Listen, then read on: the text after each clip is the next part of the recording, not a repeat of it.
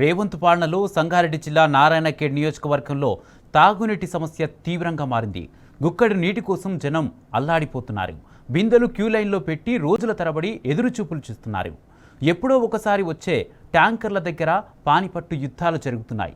చివరకు ఓపిక నశించిన జనం తాగునీటి కోసం పొరుగు రాష్ట్రం కర్ణాటక వైపు చూడాల్సి వస్తుంది. కిలోమీటర్ల దూరం బైకులపై వెళ్లి అక్కడి నుంచి తాగునీటిని మోసుకురావాల్సిన దుస్థితి దాపురించింది.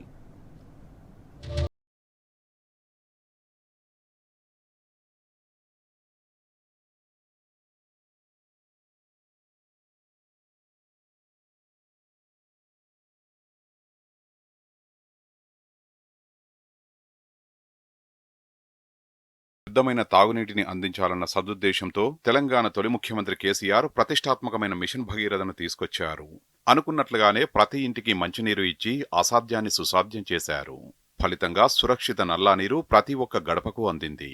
కానీ కాంగ్రెస్ రాగానే మిషన్ భగీరథ పథకం అటకెక్కింది. రేవంత్ సర్కార్ ఈ పథకాన్ని లైట్ తీసుకుంది. అధికారులు మిషన్ భగీరథ నిర్వహణను గాలికొదిలేశారు. దీంతో గుక్కడి నీటి కోసం ప్రజలు అల్లాడిపోతున్నారు. మండు టెండాకాలంలోనూ నల్లాల ముందు బారులు తీరుతున్నారు. ఎప్పుడో ఒక్కసారి వచ్చే ట్యాంకర్ల ముందు పానిపట్టు యుద్ధాలు చేస్తున్నారు. కర్ణాటకకు అతి సమీపంలో ఉన్న సంగారెడ్డి జిల్లా నారాయణఖేడ్ నియోజకవర్గంలోని ప్రజల నీటి కష్టాలే అందుకు ప్రత్యక్ష నిదర్శనం.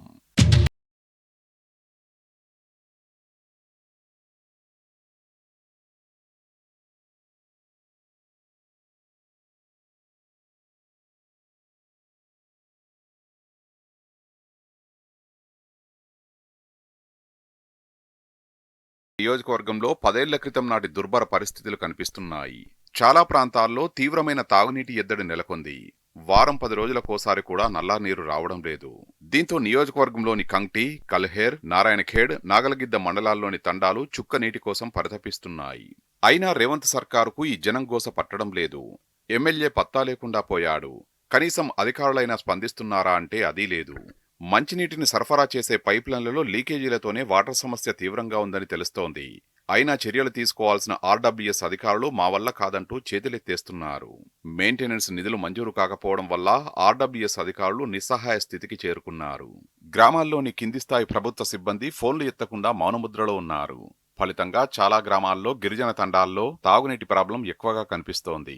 ఇప్పుడు కేసీఆర్ సార్ ఉన్నప్పుడు మాకు నీళ్ళది తక్కబడలేదు సార్, ఇది కరెంట్ కూడా తక్కబడలేదు.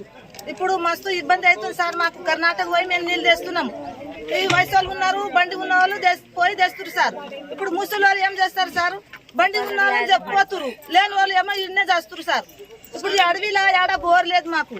ఇప్పుడు పోవాలి అంటే కర్ణాటక పోవాలి సార్. ఇప్పుడు ఏడకెళ్ళి తేవాలి సార్. మాకు మస్తు ఇబ్బంది అవుతుంది. కరెంట్ కూడా 4 రోజుల సార్. మాకు ఇట్లా ఇబ్బంది అవుతుంది సార్.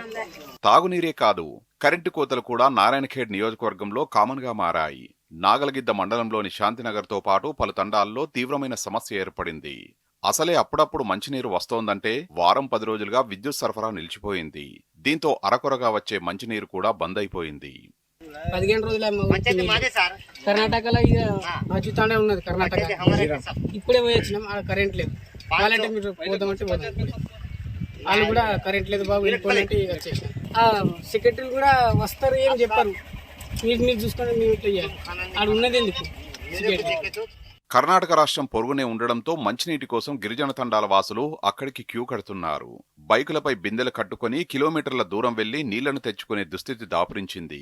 ఒక్కోసారి అక్కడిదాకా బైక్లపై వెళ్తే అప్పుడప్పుడు అక్కడ కూడా కరెంటు కోతలు ఇబ్బంది పెడుతున్నాయి. ఇక బైకులున్నోళ్లు ఎలాగోలా నీళ్లు తెచ్చుకుంటుంటే వాహనాలు లేని జనం మాత్రం ఊర్లలోనే నల్లాల దగ్గరే పడిగాపులు కాస్తున్నారు. ఎప్పుడు నల్లా వస్తే అప్పుడంటూ క్యూ లైన్లలోనే బిందెలు పెట్టి రోజుల తరబడి వెయిటింగ్ చేస్తున్నారు. దీనికి తోడు గ్రామాల్లోకి అప్పుడప్పుడు వచ్చే ట్యాంకర్ల దగ్గర కూడా బిందెడు నీటి కోసం పోటీలు పడుతున్నారు. ఒకరినొకరు తోసుకుంటూ యుద్ధాలు చేస్తున్న దృశ్యాలు నిత్యకృత్యంగా మారాయి.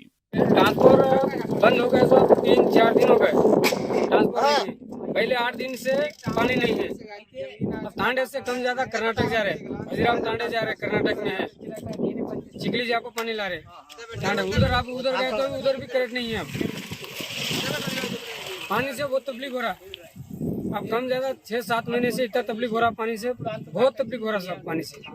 వాస్తవానికి కేసీఆర్ ఉన్న 10 ఏళ్లలో ఎప్పుడూ ఏ తండాలోనూ వాటర్ ప్రాబ్లం రాలేదు.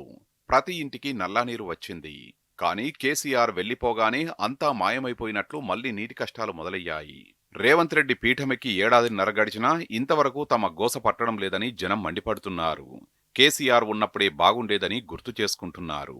పథకాలు లేవు, ఎలాంటి సాయం లేదు, తమ గురించి పట్టించుకునే నాదుడే లేడని కాంగ్రెస్ సర్కారు తీరును ఎండగడుతున్నారు జనం. మా తాండాకు నీళ్ళేవు సారు, నీళ్లతోని చాలా బాధ ఉంది సారు. ఇప్పుడు కేసీఆర్ ఉన్నప్పుడు నీళ్ళు ఉండే సారు, ఇప్పుడు నీళ్ళు వస్తలేవు. ఇప్పుడు మాకు నీళ్ళు కావాలి. కేసీఆర్ ఉన్నప్పుడే రోడ్ వచ్చింది, నీళ్ళు వచ్చినాయి సారు. ఇప్పుడు ఏమొస్తలేవు. ఇప్పుడు పైప్ లైన్లు 2 నెల కొద్దీ నీళ్ళు వస్తలేవు సార్. ఇప్పుడు ఈ ముసలాళ్ళకి ఏమో అన్నం పెట్టన్నా బోర్ మీద కూర్చుని అన్నం మేము వాళ్ళ అన్నామని ముసలాళ్ళు ఇంట్లో పెడతారు, మేమేమో బోర్ మీద పండుకుంటాం. మాకు నీళ్ళు ఏడు నుంచి వస్తాయి సార్, మీరు నీళ్ళు చేయాలి మాకు సరితండాల. నారాయణఖేడ్ మండలంలో కొన్ని లీకేజీ పనులు చేస్తే చాలు తాగునీటి సరఫరా చేసే అవకాశం ఉంది. ట్రాన్స్ఫార్మర్లు బాగు చేయిస్తే కరెంటు సరఫరాను పునరుద్ధరించవచ్చు. కానీ రేవంత్ సర్కారుకు మాత్రం ఆ మాత్రం సోయేలేదు. మిషన్ భగీరథ లాంటి ప్రతిష్టాత్మక పథకాన్ని ప్రభుత్వం ఎందుకు పట్టించుకోవడం లేదో ఎవరికీ అంతుబట్టడం లేదు.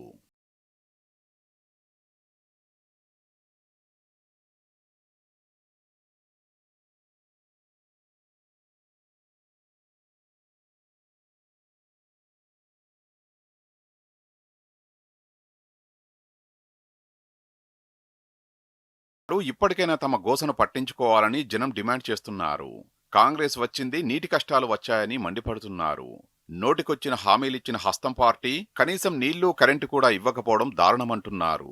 ఇప్పటికైనా రేవంత్ ప్రభుత్వం ముద్దునిద్ర వీడకపోతే ఊరూరా ఆందోళనలను తీవ్రతరం చేసి సర్కారు తీరును ఎండగడతామని జనం హెచ్చరిస్తున్నారు.